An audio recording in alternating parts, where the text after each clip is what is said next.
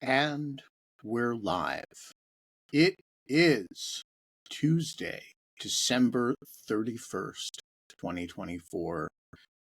New Year's Eve, or as we say on Dogshirt TV, New Year's Eve. 8 o'clock a.m. sharp. I woke up 15 minutes ago. You know, what can you do? Sometimes you wake up and only wake up because somebody wakes you up just in time for the show.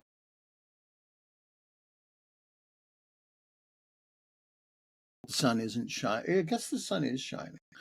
The birds are chirping. It's going to be a great effing day, and you are watching Dogshirt TV, either by will or by accident.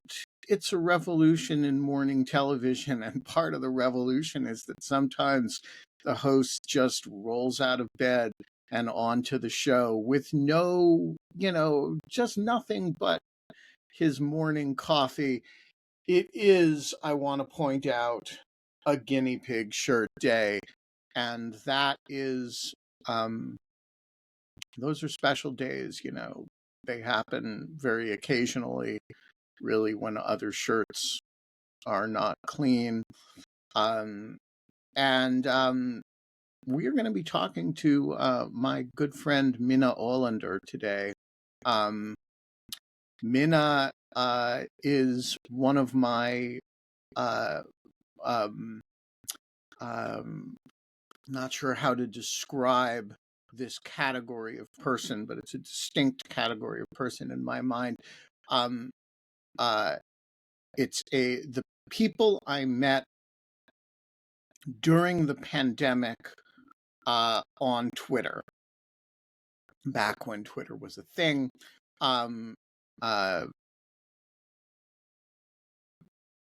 I think it happened because of it was before the full-scale invasion. I'm not sure.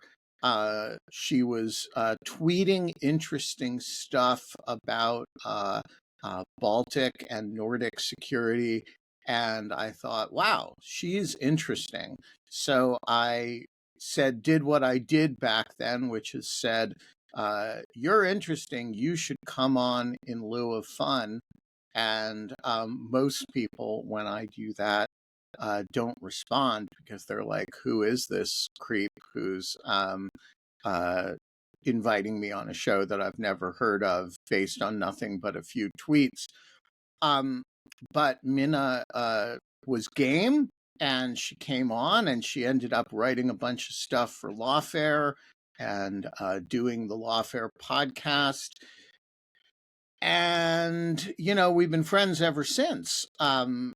And she will be showing up momentarily. I believe it is fair to say she forgot we were doing this show today, just as I almost slept through it. But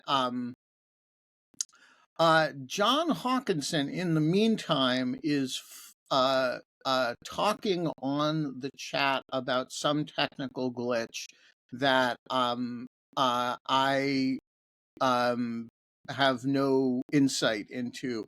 John, what is going on, and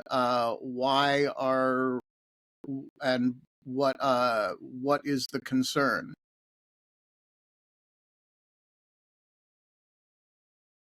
Riverside won't start on a browser for me. Huh.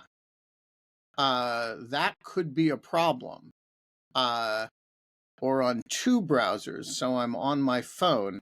Well, that could be a problem that could be affecting Minna Alander. And Alicia Wanless says, okay, well, I think I'm there. Meaning Alicia may be here but unable to appear.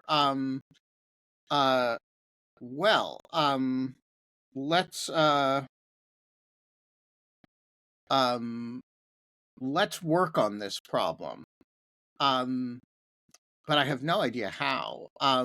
So, John, when you say that Riverside won't start on a browser, do you not even see the show?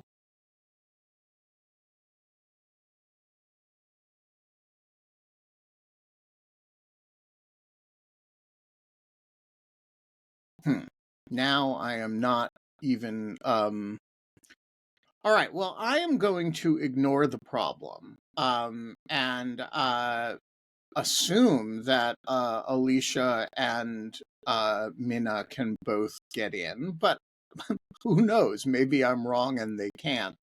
Um, I guess we'll find out. All right. While we are waiting for them, I'm going to text Alicia. And I know that Minna has. But all right, we're just gonna find out. We're gonna find out what happens. The year in review 2024, the year started bad, it got worse. And yeah, that's all there is. Well, Alicia seems to be here. Hello, Alicia Wanless. Hello, Benjamin Wittes. You appear, judging from the propaganda in your background, to be back at home. I am back at home, but do you notice this piece of Propaganda, the lawfare puzzle? It's in Yes. mint condition. I'm waiting for it to increase in value. Yeah, you're going to wait a long time, but eventually it will be worth something. How are you? I'm fine, thank you. How are you? So good. It's a guinea pig shirt day. Ooh, that's not a dog. No. The as I said at the top of the hour, the guinea pig shirt days are rare. They occur when nothing else is clean. It is the last day of 2024. It is. So you should go out with a bang. It's New Year's Eve Gamal.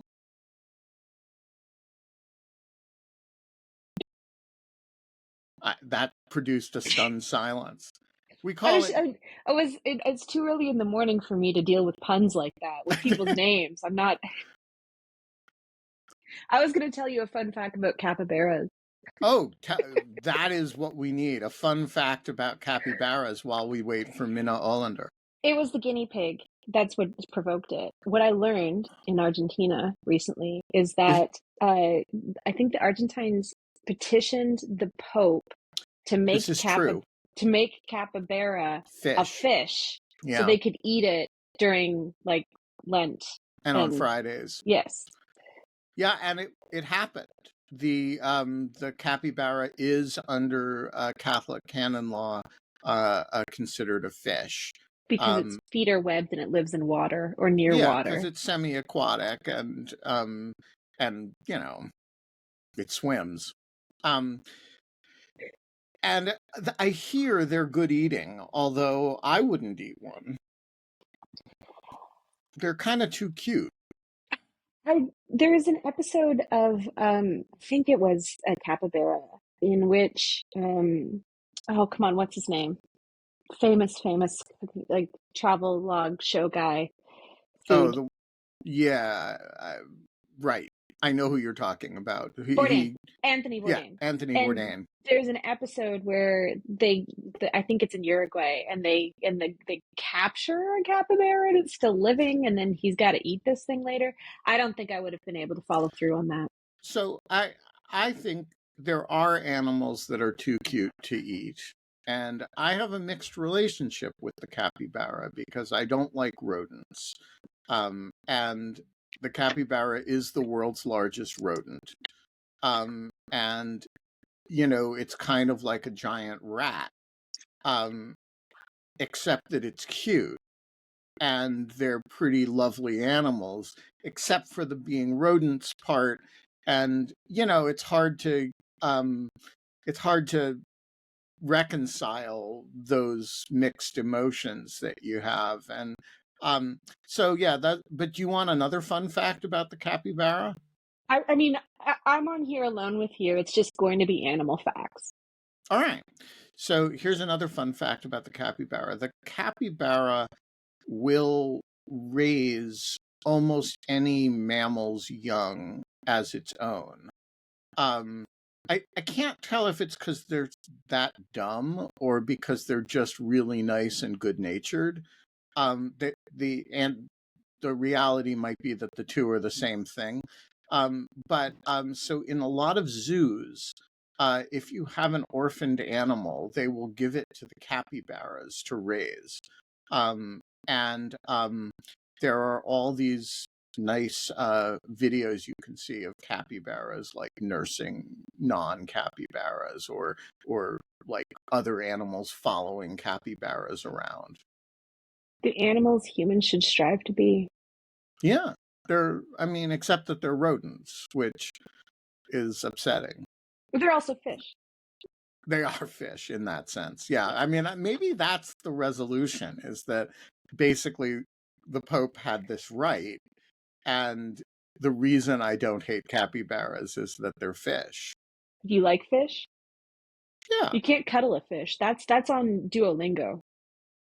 I do like fish. I think fish are lovely. I don't I don't have much instinct to cuddle them, but I do like them very much. And a capybara, maybe that's the explanation that they're. Did you know that there was a Capybara Cafe in Japan where you can go and have tea and coffee and cuddle a capybara? I don't think we should start down the track of what kinds of cafes exist in Japan because it gets weird quickly, and I haven't had enough coffee and or fact checking to verify what a friend told me from Japan. But I'd like to know what kind of Wait a fish minute. You you can't can leave cuddle. that. You can't leave that there. Um, well, I've heard that there are cafes where the servers pretend to be your siblings. That's so Japan. Um, I love that. I don't want to know if that's true. I've also heard other ones where larger women are serving fried chicken. That doesn't do it for me. I don't really want to break out what festival happened twice. Well, I also just don't need more fried chicken in my life. Um, like that's um. Oh, wait. We have a message from Minna says computer says no and is also very slow. I'm not Blame sure. the Russians. I can't help you with computer speed. What do you mean computer says no? Can you use phone? We might be down one Minna Alander today. Well, that's she's the primary reason I got up. She's the primary reason. She's the only reason I got up. I didn't, not knowing that you were going to be here. So, all right. Minna says, yes, I'll do that. I'm not really sure what yes, I'll do that refers to. It probably refers to using her phone. The Finns are super resilient. The Finns are resilient and you know, and the other thing is Dogshirt TV is super resilient because, if you don't have a plan, it's very hard to have it wrecked. And There's always hockey. I mean, I was going to ask, are the Finns going to beat Latvia today after the Latvians beat us? in what? Junior World's hockey. Of course, that's all Junior Canadians are talking about. Junior World Hockey. Awesome. It's in Ottawa right now. It's playing. How many how little are the juniors? It's like 18, 17, Oh, 18. I thought you meant like 9. That's a stretch. Like, that would be super fun. Like little pipsqueak hockey. don't you just have like crazy baseball tournaments like that in the US? Yeah, of course, but nobody. Look, we're nuts too. I'm not Two. criticizing. Are you putting us in that category? You just told me there was a junior world hockey tournament. It's huge. Junior World's like, it's like a step below NHL. Like, these kids are going on. I'm excited for them. I didn't know you were a sports person other than sailing. I wouldn't say I am, but it's like Are all you over going to watch? CBC. Are you going to watch the Junior World Hockey, Finland versus Latvia? Okay, first of all, so it starts at Christmas, and I'm compelled to see it because my father plays sports and the news. Like, that's it, on loops. All right, but there's a difference between being compelled to be ambiently around it and watching it. And I'm asking the latter question. Do you, Alicia Wanless, watch the Junior World Hockey? Of course not, because I have a problem that is related to legislation and hockey. The simple announcing of hockey makes me want to fall asleep. Kind of like legislation. Right. I have legislative narcolepsy and I have hockey narcolepsy. What else is in that category? That makes me want to fall asleep? Yeah, you have hockey narcolepsy, hockey legislative narcolepsy. Is there anything else in the category? Baseball? No, that's okay. I think You're that Canadian. most people yeah, feel all that way. Canadians feel that way. About baseball. About baseball. All right. The travails of this is like, instead of Minna Alander talking undersea cable security, you're getting like an exploration of Alicia's subconscious. Nobody wants that. Is the cable issue why Minna can't connect? It's not the computer. The whole country's down. No, but I thought the cable issue was a power, transmission cable. And oh, wait. And hello, Minna Alander. She's here. Oh my God, I'm so sorry, Ben. Hello, Minna Alander. I think the long and the short of this is that I need a new computer. Okay. Can't have this. Like the computer just saying no to me all the time. What form does it say no? And it says nine what form in does German. it say no in? Does it? Like the ultimate yes, exactly. It's very like nasty. Like I don't like this. I don't like this at all. It's sort of like, this is really an untenable situation. But here I am. I made it finally. And where are you? Are you in? And where are you? Are you in? Not anymore. I'm back in the far north, southern parts of the country, or like actually Sweden. So. Oh. All right, I am getting a tiny echo on myself. So I am getting a tiny echo on myself. So I am going to work on that. While I don't try to introduce you while I'm doing that, because I don't try to introduce you while I'm doing that, because I'm not actually capable of that sort of multitasking. Minna Alander, famed Nordic security expert, get us started. While I fix this echo, what happened the other day? And how did So, to be honest, respond? I'm starting to lose count with all these cables that are being cut in the Baltic Sea. Like it happens every other week, so it's kind of a lot. But yeah, there was the latest case happened just on Christmas Day, I think it was. Like everything's kind of blurred at this point, but yeah, on Christmas Day, it came to the knowledge of the Finnish electricity provider that a cable between Finland and Estonia had been like knocked out, and the cable. People think of these as people think of these as communications cables, but this was a power cable. How this was discovered was that this cable was knocked out of the system, and it turned out that it had been cut, along with some data cables as well. I think it was 4 data cables that was discovered a little later. And as it turned out, it was this ship called Eagle S, or that is the ship that is being suspected of this sabotage, that had been just like sailing over the spot just at the time.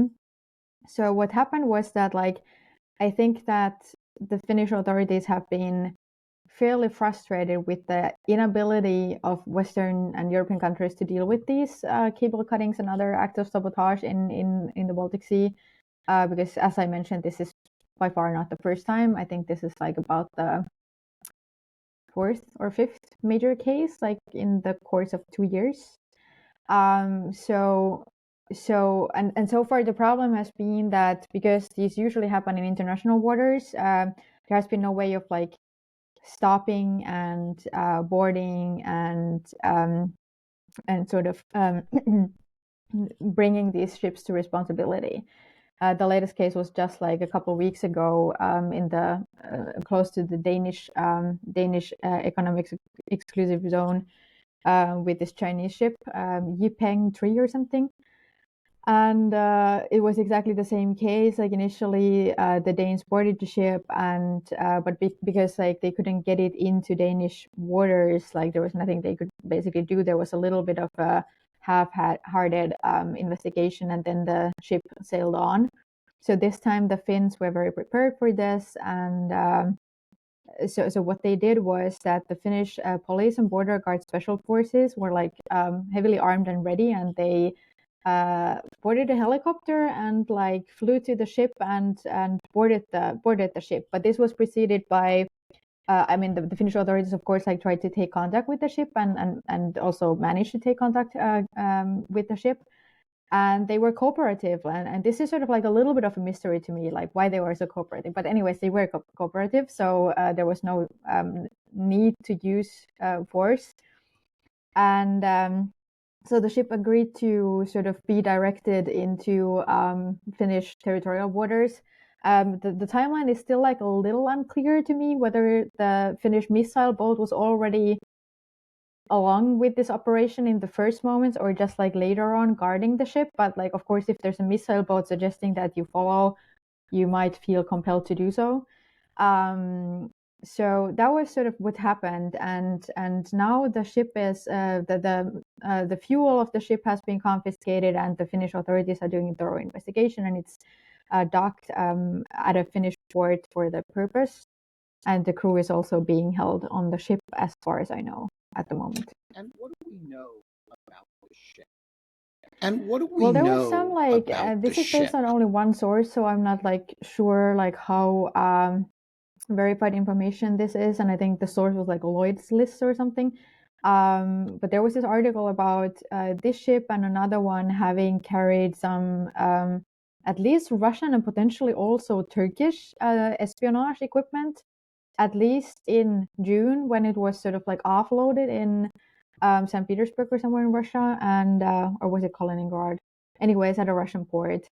So it seems like this ship has been it's supposed to be a commercial ship, but it seems that it has been a very multi-purpose one. So that's like, I don't know whether that has been verified. I don't think that there has been any information from the Finnish authorities that they would have found any like espionage equipment on board of that ship. But it seems like the ship has been, among other things, doing some espionage. But do we know, like, I assume it's flagged to some... But do we know, Cook Islands. like, I assume it's flagged to some flag of convenience? I mean, like, this is also something that has been like an interesting point in the discussion of this incident in both Finland or less in Finland, but in Sweden, for example, because some voices in the Swedish sort of like security policy community have expressed some frustration with the Swedish like pretty lame reaction to this Yipeng incident some weeks earlier, which was sort of like close enough to Swedish territorial waters that like the Swedes could have maybe like considered doing something similar but didn't. And there's been some interesting discussion that, of course, it makes a difference sort of in terms of like how bold you want to act. If it's sort of if the ship belongs to this so-called shadow fleet, it's registered or in Cook Islands. The whole like ownership structure is very sort of like murky and like unclear.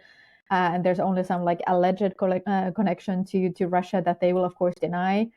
Versus if it's a Chinese-owned ship sailing under a Chinese flag and so on. So it's like then there's like no lack of clarity in terms of like who to attribute to.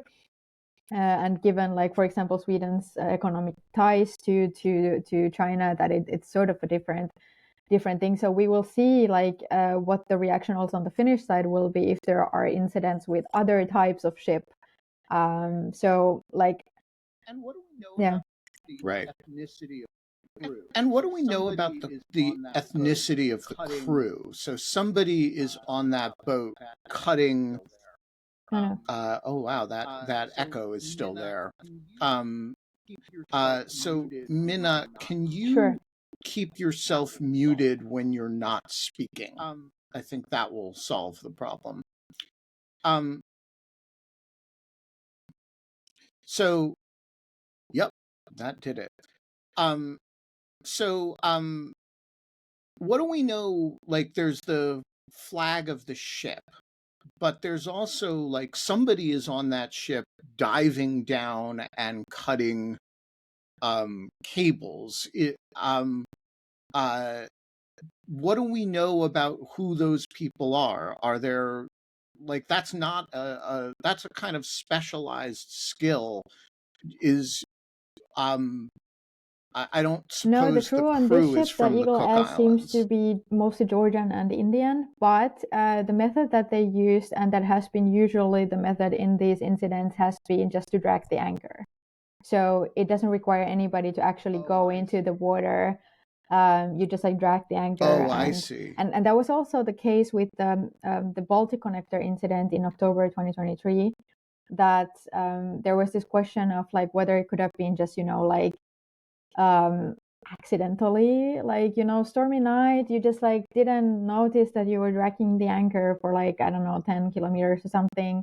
But I mean, like maybe some crews are not that professional, but it seems unlikely, and that was the assessment of the Finnish authorities as well, and that's why this is also investigated as aggravated sabotage, because it's unlikely that you would just like drag your anchor and not even notice. And when the Finnish authorities requested the ship to lift their anchor, only the sort of like chain came up and the anchor stayed at the bottom of the sea. So it doesn't seem very likely that it's like purely accidental.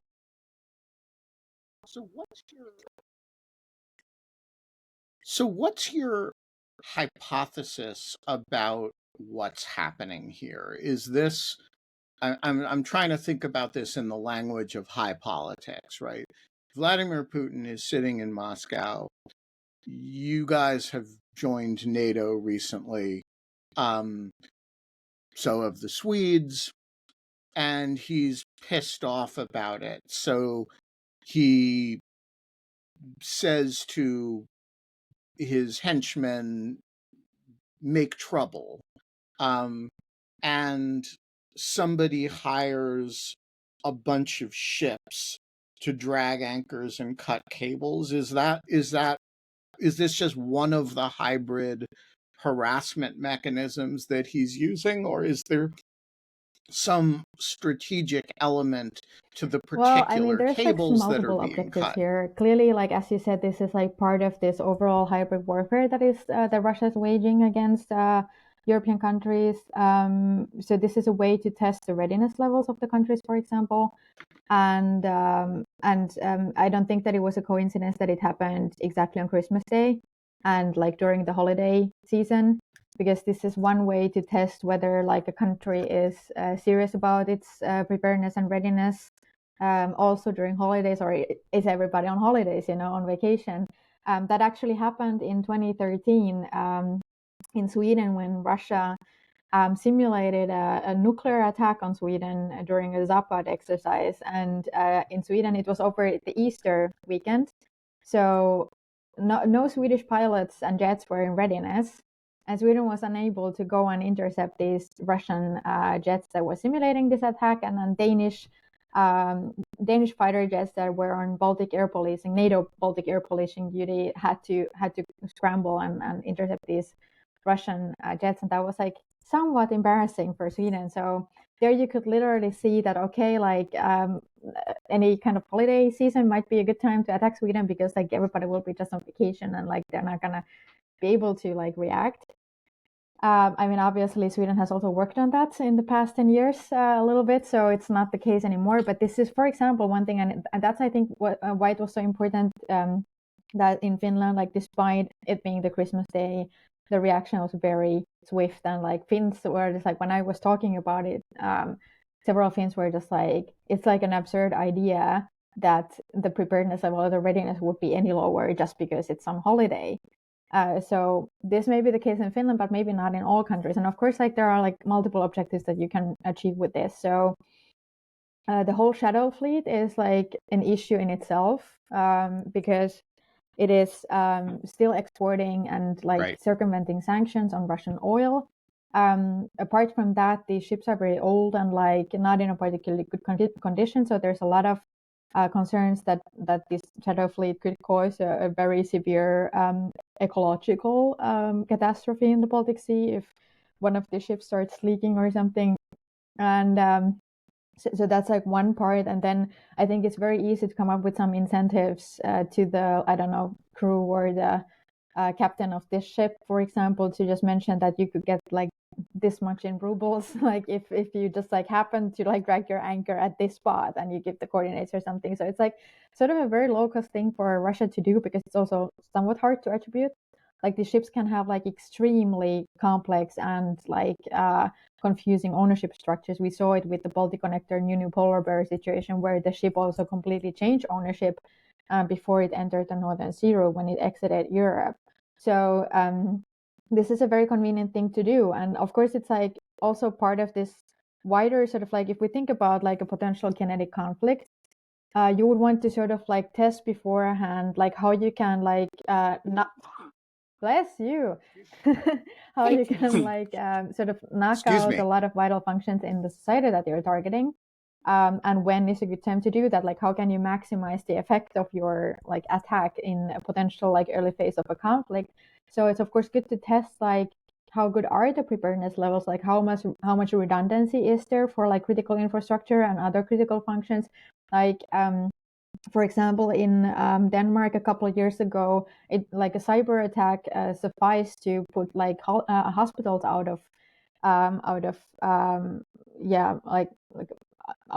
kind of work. And the same happened in France just over the summer, that like hackers were able to knock out even hospitals. So if that's like, of course, like the cyber attacks are the cheapest and easiest way sort of to do these things. Like if you don't even have to go there and like do it on the spot, but you can just like do a cyber attack. And if you manage to knock out some very vital infrastructure, like great.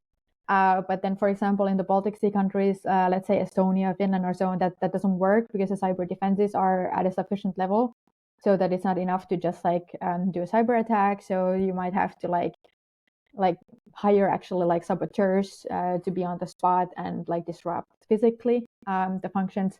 So I think that this is all sort of part of potential testing, like what would need to be done to cause maximum disruption in this society, so that then the politicians and potentially even the armed forces of the countries would be like busy with other things. So I would say that there's like a lot that can be achieved with a relatively minor effort here. Yeah, so I guess my other question is, who do you think the target is? Is the target Finland or is the target Estonia? My understanding is that the impact was this is power being carried from Finland to Estonia. And so one one thought would be, okay, the objective is to harass the Finns for joining NATO. The other way to think about it would be, We want to make Estonia feel as isolated as humanly possible in the run-up to Donald Trump becoming president, and given all the questions he has raised and he does raise as a person about whether or not the United States is committed to NATO, let's really wall off Estonia as the front line. What do you understand Well, if we think the about like target the to be here? impact of Finland joining NATO for Estonia, let's say, like that was a major game changer in the sense that now Estonia has this additional supply route, for example, from the north. So if we think about like all these NATO tabletops before Finland and Sweden joined NATO, and they basically like all came to the conclusion that it would be like really hard to defend Estonia effectively, or the Baltic states in general, and they are like in such a difficult position. They're like sandwiched between Russia and the Baltic Sea, with the Suwalki Gap in the south and everything, that they could be cut off from the rest of the alliance fairly easily. But now the situation is significantly changed for Estonia, for example, because it's now connected to the rest of NATO also through Finland, so it's much harder to cut off Estonia completely. And of course, like such sort of like vital supply as such as electricity, like obviously Estonia has a lot of redundancy, so this didn't cause any major disruptions. Like in Finland, it was mainly just the authorities' holidays that were disrupted, but otherwise nobody noticed anything. I mean, the data cables are like sort of an inconvenience and so on, but like there's enough redundancy sort of to make up for that. But it is still like, of course, interesting for Russia to know like how robust these connections are and what would it take to disrupt them like more profoundly. There was also, for example, just within Finland, there was a series of attempted break-ins and some successful break-ins into water supply facilities over the summer, and like nothing happened. No water was poisoned or anything, but then this also seemed like sort of this testing. What does it take? Like how good are the systems? Like how much effort does it take to like actually cause a disruption? So this is all part of that. And so what Estonia did was like this was the Estlink 2 cable that was disrupted, and there's Estlink 1 that's like a little further down the line, and Estonia reacted with patrolling around that other cable with like their navy. So there was quite a robust response there as well. And like the number of cables was counted that like could have been cut and disrupted if the ship had not been intercepted by the Finnish authorities immediately, and the damage could have been like significantly larger had the response not been so swift.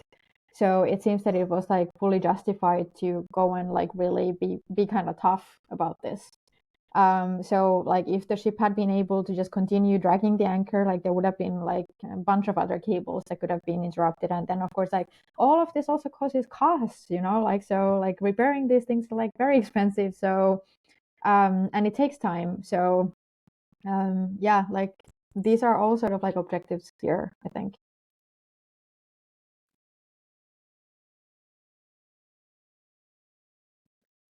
I like a bit of a different turn on this one, and it may be a really dumb question, so apologies in advance. But so Russia is not the only one that has been cutting cables in the Baltic and in the Baltic Sea. So China earlier this year hit an internet cable. So I'm kind of curious how much of this is also weirdly a play for the Arctic, especially given some of Trump's rhetoric about Canada and Greenland lately. Is there any kind of connection to this? Is this what Well, they're there was a looking very forward interesting to? connection to the. Am I still echoing a lot? Okay. Yeah. All right.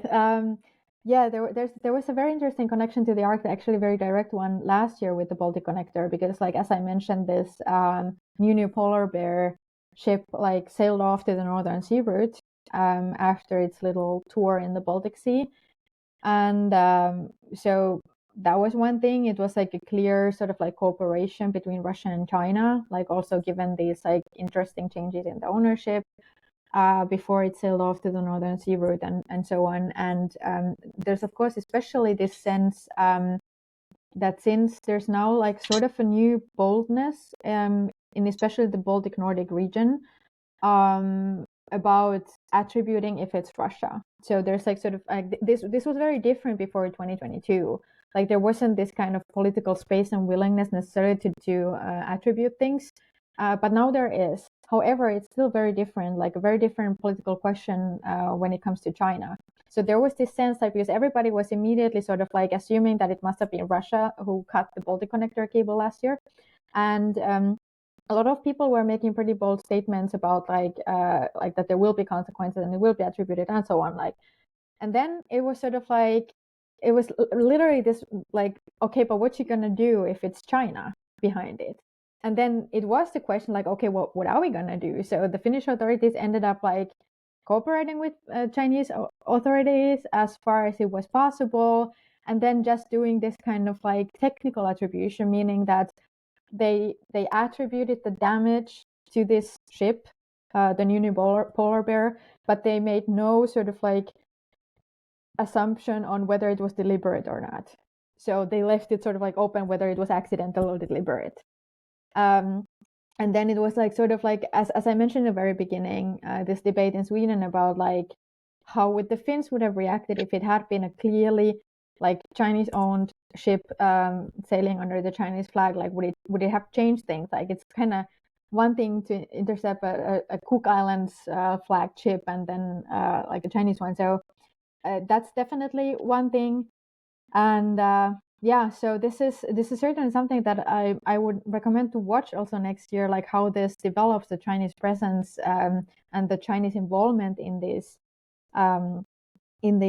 incidents, and potentially also the shadow fleet, whether it has anything to do with that, and how that ties back to the Northern Sea Route, for example, and China's use of it. So sure, I don't think that that's like so far-fetched at all necessarily. And if we think about Taiwan, and there's properly some like pretty critical infrastructure around the island as well.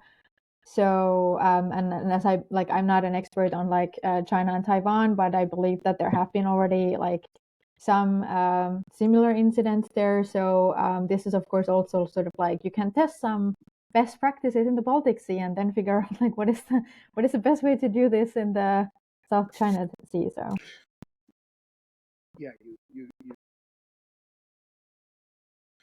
you test them and they get blamed on Russia. It's great. Alicia, do you have more? Well, I mean, I'm generally curious. It's not quite on the cable topic, but I am curious about this race for the Arctic and is it happening? Because I remember, because I'm old, I remember like 15, 20 years ago, there was a big discussion about the Arctic, especially in Canada, because we were expecting that the Northern Passage would open. There was a lot of investment into Churchill as like a deep sea water port, and it would have more access. And then there was just kind of nothing. Like it felt like there was a lack of discussion about it, and so it was maybe a little bit surprising in the last week that Greenland should come up and that there was more investments being made into that base. And then of course we have these cable cutting incidents in the Baltics, and I realize that the Baltic Sea is more southern, but we all share this very northern part of the world. So I'm just curious about that. Like, is it happening? What don't we know? What aren't we talking about? Since Finland and Sweden joined NATO, it has sort of like changed the view from NATO's perspective a little on like the Baltic and the Arctic and how they tie together. So now like the Nordic, Baltic, Arctic region in the European Arctic has become like one sort of strategic area. So you can't separate anymore that like the Arctic would be one theater and the Baltic would be another one. So that's one thing. Of course, there's also for example, the Greenland, Iceland, UK gap that would be very important, both for civilian supply, but also especially in a conflict, for the troop and other reinforcement to move from North America to Europe. So you would imagine that like Norway would then be like the staging area where like the reinforcements arrive, and then they will continue on towards Finland and potentially even like what I mentioned, this new sort of supply route to Estonia through Finland. So that's like really important, and it's all linked now in a way that it wasn't before. So that's very very important from the European perspective. And then of course like we have to especially when we talk about the Arctic, we need to remember that like it's like a huge and vast area, and like what's happening in the Pacific Arctic can at some point maybe also affect the European Arctic. So China and Russia have been increasingly active doing military drills together in the Pacific Arctic. They've been very close to American like air defense identification, or like the active zone, and doing like sort of buzzing like Japanese airspace, for example, a lot. Like there was this incident like in the fall that Japan had to even like shoot out some flares because they were like so aggressively buzzing Japanese airspace. And like they've been pretty close to especially like Alaskan sort of waters and like exclusive economic zone and so on. So there's like, that's a very interesting development to watch, like this Chinese-Russian military cooperation in the Pacific Arctic, and how that then may affect also the European Arctic at some point in the future, potentially. I mean, China is very doing interesting things on Svalbard, for example. They have this Yellow River research station there. They've been recently increasingly interested in seabed exploration and like mapping the seabed. One often wonders whether it has dual use purposes. Like it doesn't seem to be just for the general advancement of the human civilization necessarily. So and given that China also had this polar Silk Road strategy, it has had to sort of like scale it back a little and sort of like turn it down a little over the past years, because the Nordic countries got a bit suspicious about the specific investment interests that the Chinese had in the Nordic countries. But that's all sort of like definitely part of the picture. And I think that these areas are like extremely connected now. And if we used to think about the Arctic as this sort of like kind of special place, which sort of like stays outside of any tensions elsewhere. Like, I don't think that that's necessarily the case anymore. And Greenland is also a very interesting example, because China has been very eager to invest there in the mining opportunities in Greenland. That's a big headache for Denmark, of which Greenland is at the moment still an autonomous part. But there's increasing questions about like potential Greenlandic independence, and they've been trying to like U.S. annexation. And U.S. annexation, yes, that and could also U.S. happen. annexation. So it's the wildest timeline where we're in. Sort of like Greenland is trying to already within the Kingdom of Denmark sort of to assume a more sort of independent foreign policy position, although foreign policy is actually like the competency of like Copenhagen, but like they have started sort of like demanding also that right, and it has been granted. But especially these Chinese ties are kind of difficult. The U.S. has also interfered or intervened also in the past when the Chinese wanted to like invest. That was an interesting Freudian slip. So when the Chinese have wanted to like invest massively in Greenland, and like, let's say that the Americans, like in their friendly way, strongly suggested to Denmark that this is not a good idea.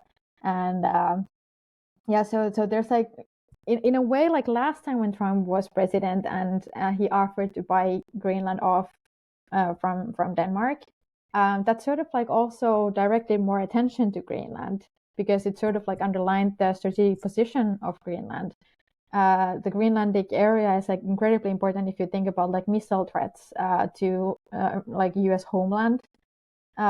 So for intercepting like ICBMs or something, like Greenland would be very important, and like there's still like room for improvement in terms of the missile defense systems that are in place, and even the situational awareness. So yeah, like Greenland is actually like regaining its sort of like strategic position that it used to have in the Cold War. There are a lot of things that are sort of that remind of the Cold War, because like geography, like to an extent, like I mean, remains the same. It's just, of course, that technological developments change the picture a little bit, but not all that much. So yeah, there's definitely, China is a big player there in this whole equation.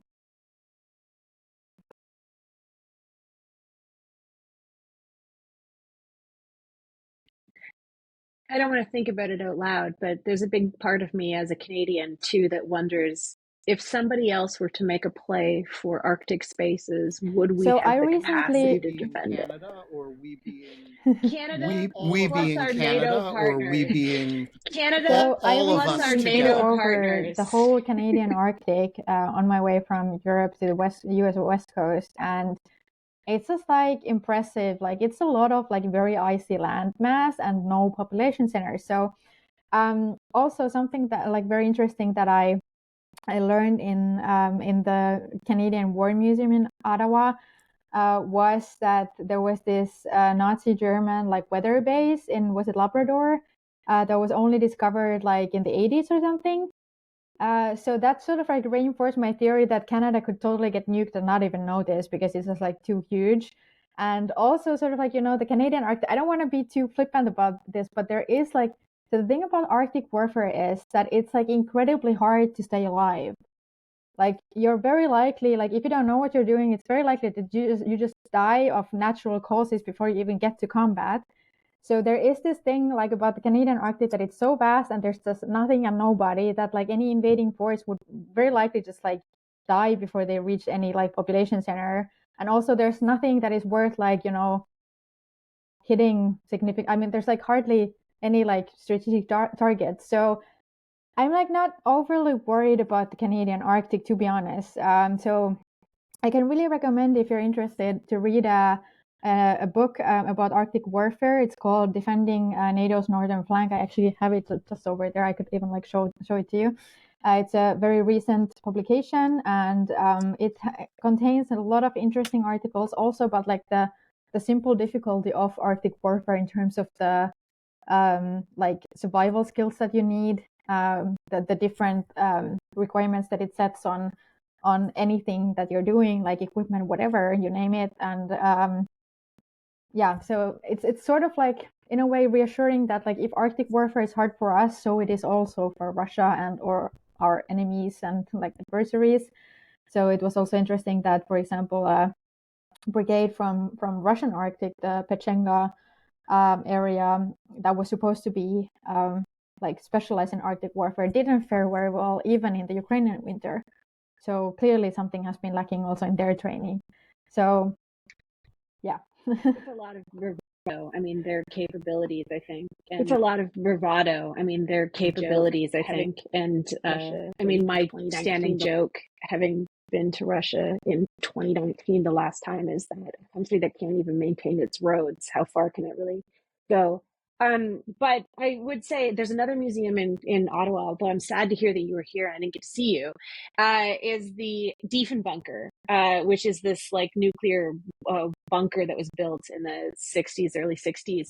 And they have a new exhibit that talks about what they did to the Inuit because of the Cold War and the mass movement of people that was absolutely brutal. So the people who actually have the skills to survive up there, we may not have had, we did not have the best history with them, I think, as a nation to even maybe be able to draw on them. But it is like even the capital of the territories up there is really tiny population wise.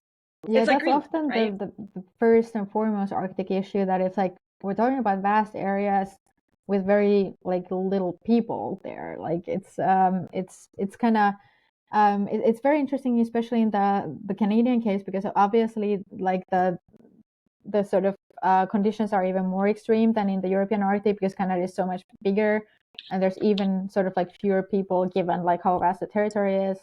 Like it's a huge challenge for infrastructure. Like any infrastructure already also in Northern Europe needs to be basically dual use because there's no point in like building purely military infrastructure. Like roads are just like by default dual use or like whatever, railways and everything. So there's that, and then of course something that I'm really interested to do more research on in the future is precisely this sort of connection between the local sort of like native peoples and the indigenous peoples, and like security interests For example, like in Finland, like this would be a very interesting case. Now I can pitch it here if somebody wants to fund this. But to look into like how, for example, the indigenous people in Finland, the Sami, feature in the Finnish comprehensive security model. Like, for example, like news from Lapland was that there's a very tight cooperation between the Finnish border guard and the reindeer herders. So the reindeer herders, they are out and about and they know the like surroundings very well, and they also report then to the border guard if they detect any suspicious activity or presence there. So like the reindeer herders are sort of like part of Finnish border situational awareness. So these kind of connections would be like really interesting to look into more, like also in the Canadian case, like for example with the Canadian Rangers and so on, like who I believe like do also rely on like indigenous knowledge, at least to an extent, and maybe to an increasing extent. I think they're mostly indigenous in Canada. So we are running out of time, but I have one really important question before we do. You're actually from the Finnish far north, the Arctic area, yet your name refers to a Swedish-speaking island or set of islands in the south. And it is impossible to write in the English character set as your name describes your caption down here. There's no little circle over the A. So my question is, given that your name is pronounced Alander, is it right to spell it in English just Alander, or should it be spelled Alander? Well, I think that actually the correct international spelling is double A. I mean, it doesn't make it better than it just looks like Alander, but like, trust me, I have so much trouble with this every time I try to check in on my flight to the US. Yeah. Yeah, I mean, like maybe OH, like Olander, I don't know, like I've just accepted that I have like several alter egos and that most people don't know how to pronounce my name, and it's just like Alander most of the time. Like after it was once spelled like Arlanda in Germany, like the airport in Stockholm, I was like, okay, this hurts. I'm not gonna even try to like pronounce it as it's actually pronounced. I'm just gonna pronounce it in a way that they will write it like this, because this is like, to me, the least offensive version, so it's fine.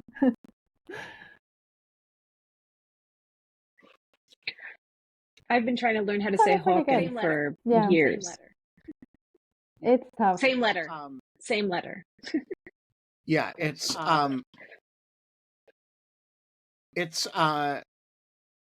very hard, with all these,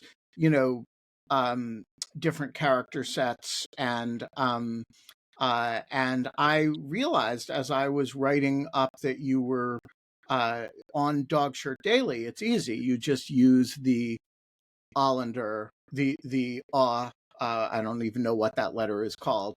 But there's a character, you can just paste it in. But on Riverside, you don't have that option. And so you have to make a judgment about how Alander would be spelled in English. And the answer is that it's not spelled in English. So there's no good answer. But I'm pleased that you think my best guess was reasonable. We are going to leave it there. Minna, Alicia has one last important hockey question for you that that relates to what we were talking about while we were waiting for you. Alicia, you get the last word today. Ooh, do you think you guys are going to beat so Latvia? Good last year. I don't think we have a chance. Nah. They beat us. Yeah. So I think they're just like they're they out beat there us now.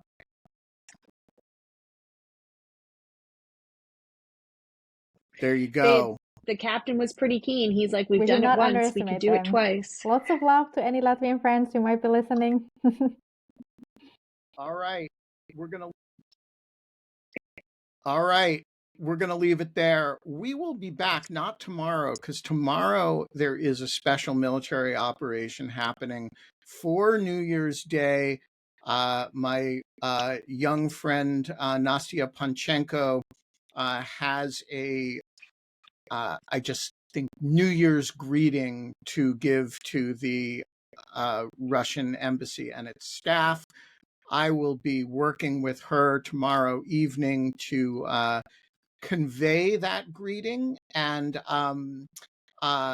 then we will be back on the 2nd. Not sure who our guest will be on the 2nd. It may be Nastya, for all I know. It may be somebody else. It may be nobody. So you all should join on the 2nd. Minna, just a reminder that once you've been a guest on Dogshirt TV, you are welcome back anytime using that same link. There's no need to announce your presence. You can just show up and ask questions. We're trying to blur the line between guest and co-host here. So anytime you want to join us, just do so. Sorry, Alicia, you were... I wanted to come back so we can discuss why Finland is an anomaly and can't really be a great example in terms of information ecosystems for the rest of the world. I'll be happy to come and maybe even be on time. Right. There is no requirement to be on time. There is no requirement to be on time. We start at 8 Eastern time, and we go till 9, or in this case 9:01, or maybe 9:03 or something. And people pop in and out. And so, feel free to pop in and out. And we will be back on the 2nd. Remember, we're not allowed to have fun anymore, but we are allowed to have the end of the year and the turn of the new year and whatever fresh hell it might bring.